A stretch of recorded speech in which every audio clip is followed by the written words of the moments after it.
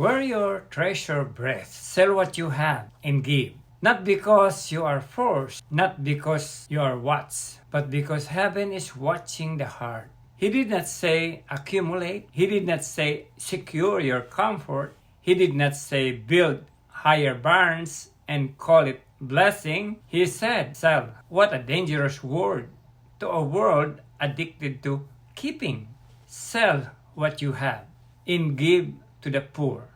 Not leftovers, not excess, but something that costs you something.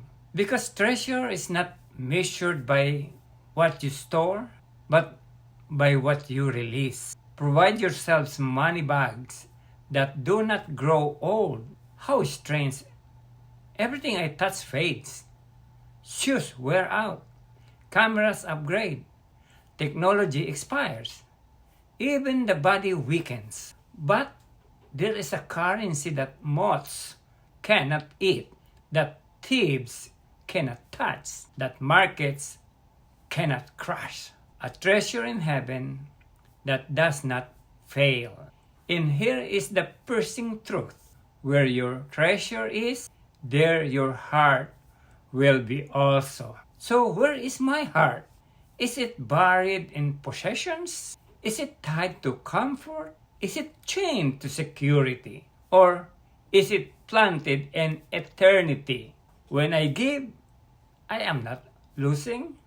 I am relocating treasure. When I release, I am not becoming poor.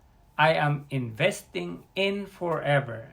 The poor are not interruptions, they are invitations.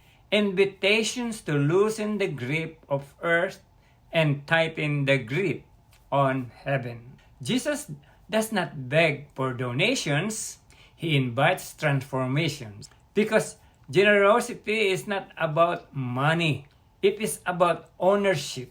Who owns my heart? If heaven holds my treasure, then heaven holds me. So teach me to give until it ships me. Teach me to let go until I am free. Because where my treasure breathes, there my heart lives.